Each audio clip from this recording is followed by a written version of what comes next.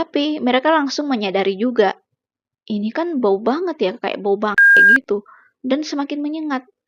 Nah, akhirnya mereka pun berpikir itu kayaknya bukan boneka, tapi itu adalah manusia. Misteri, sejarah, mitologi, Peristiwa horor.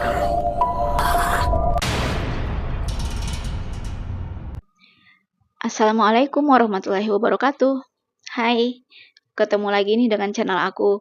Terima kasih ya kalian sudah klik video ini. Semoga di tahun 2026 ini kalian semua sehat walafiat ya. Di video kali ini teman-teman, aku akan membahas peristiwa penemuan kerangka manusia di Kota Minyak Balikpapan. Peristiwa ini teman-teman pada saat itu sangat menggemparkan warga Balikpapan. Peristiwa ini teman-teman terjadi dan viral pada tahun 2025. Nah, kalian penasaran dengan ceritanya? Simak cerita aku sampai habis ya.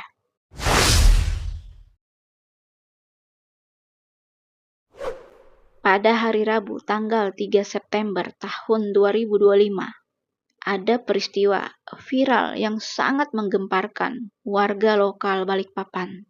Ada beberapa teknisi internet WiFi yang sedang memasang jaringan WiFi di kawasan ruko, di kawasan sentra Beach Park, Jalan Syarifuddin Yos, Balikpapan Selatan. Saat itu, para teknisi itu mencium aroma yang sangat menyengat. Ya, aroma itu begitu menyengat di hidung mereka. Pada saat itu mereka itu sedang menaiki ruko yang berlantai 4. Mereka naik sampai ke atapnya. Saat mereka naik itu teman-teman, mereka itu memang langsung melihat ada sosok yang tergeletak di atas atap. Namun, mereka itu berpikir kalau itu adalah patung. Patung yang tergeletak di atap ruko. Jadi, mereka itu cuek aja gitu loh. Mereka itu nggak berpikir kalau itu manusia. Tapi, mereka langsung menyadari juga, ini kan bau banget ya, kayak bau bangke gitu. Dan semakin menyengat. Nah, akhirnya mereka pun berpikir itu kayaknya bukan boneka, tapi itu adalah manusia. Akhirnya teman-teman, karena penasaran, mereka pun mendekati penampakan itu. Ya, mereka melihat dengan jelas dan akhirnya ternyata itu adalah kerangka manusia yang sudah menghitam. Bahkan itu nggak semuanya gitu loh teman-teman.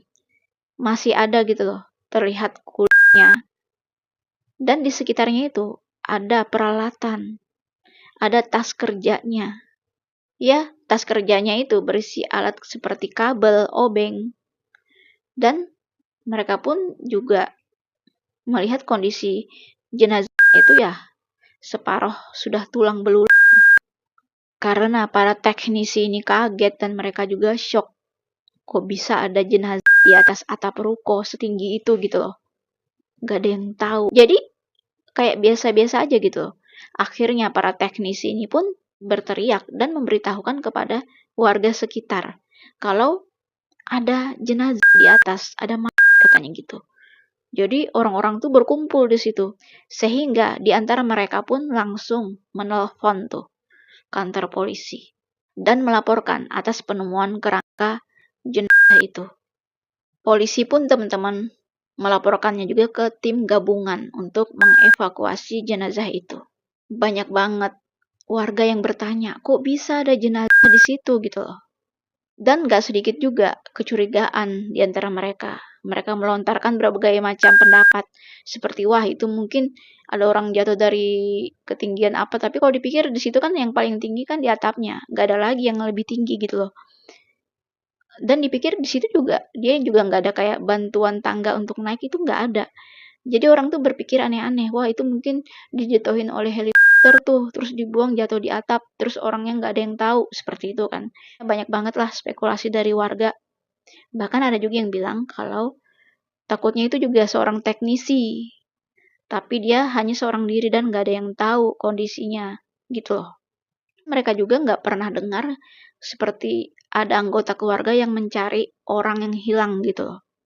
Jadi mereka biasa-biasa aja dan mereka pun terkejut tentang penemuan kerangka manusia ini. Jadi teman-teman, warga lokal dan pendatang yang ada di kota minyak Balikpapan, mereka itu semua sangat penasaran tentang peristiwa penemuan kerangka jenazah itu. Itu siapa gitu. Akhirnya polisi datang tuh sekitar jam 16.30. Ya, sekitar jam setengah 5 sore. Ada tim gabungan dari BPBD, ada tim Basarnas, dan pihak kepolisian, serta warga lain yang berkumpul. Saat itu teman-teman, jenazah atau kerangka manusia itu berada di rooftop ruko. Dan di rooftop ruko itu sangat sulit dijangkau. Sehingga tim untuk mengevakuasi jenazah itu harus menggunakan teknik high angle rescue. Bahkan menggunakan tali dan menjadikan pembatas batas sebagai ancor. PLN juga teman-teman sempat memutuskan aliran listrik di sekitar lokasi untuk menjamin keselamatan para tim pengevakuasi. Setelah berhasil mengevakuasi jenazah itu teman-teman, jasad itu pun dibawa ke RSK Nujoso untuk diautopsi. Kabar penemuan jenazah itu viral. Ada seorang perempuan yang sangat khawatir keadaan suaminya karena belum pulang sekitar 1 minggu lebih. Jadi perempuan itu penasaran tuh, ingin melihat jenazah yang sudah ditemukan. Jadi dia pergi ke RSK Nujoso. Ya, dia pergi untuk memastikan.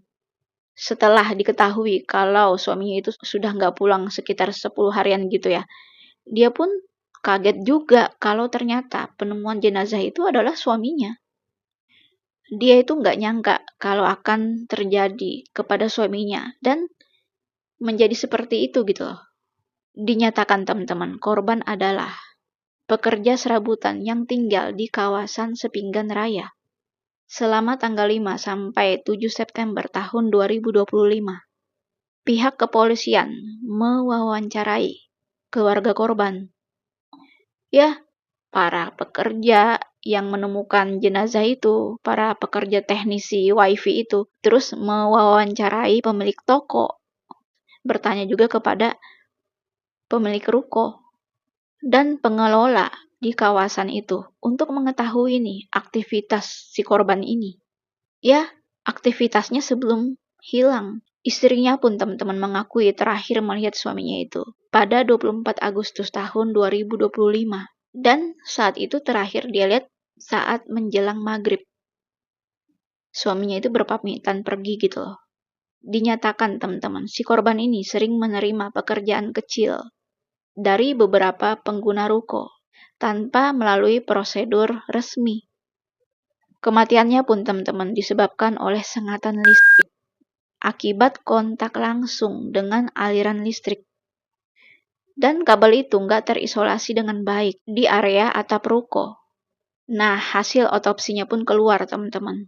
Pada 8 September tahun 2025, dokter forensik menemukan ada luka bakar di tangan kiri jasad itu teman-teman. Benar aja dipastikan kematian korban itu karena sengatan listrik.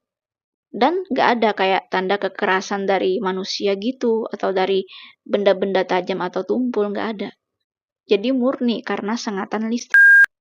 Dan itu pun terlihat dari kondisi jasadnya juga. Dan jenazahnya itu sudah mengalami proses dekomposisi. Ya, dekomposisi alami, di mana proses penguraian zat organik mati.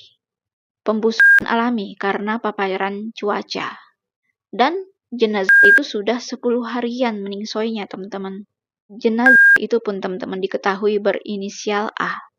Akhirnya teman-teman peristiwa itu pun dinyatakan kalau itu adalah kecelakaan yang nggak disengaja. Pada tanggal 12 September tahun 2025.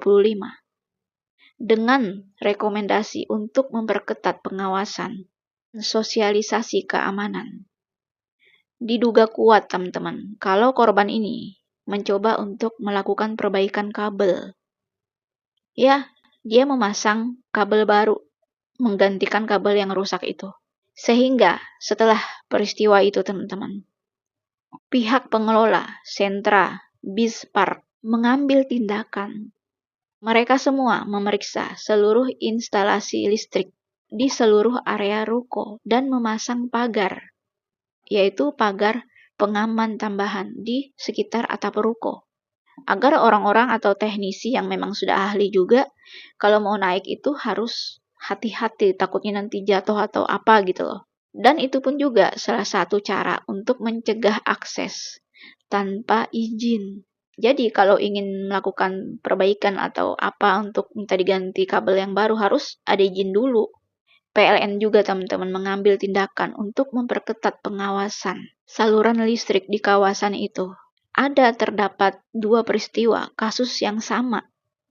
Dan peristiwa itu terjadi di Balikpapan Timur dan juga Balikpapan Utara. Yang mengatakan para pekerja yang nggak memiliki izin resmi, mereka itu tewas atau meningsoy akibat serangan listrik saat bekerja di area kabel menara komunikasi.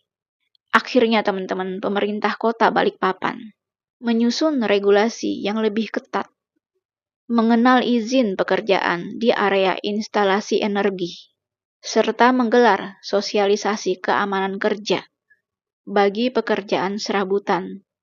Nah, bagaimana teman-teman menurut kalian tentang kisah ini? Jika kalian memiliki cerita tambahan, kalian komen di bawah ya. Nah, sampai di sini dulu ceritanya. Sampai jumpa lagi dengan cerita menarik berikutnya. Dadah!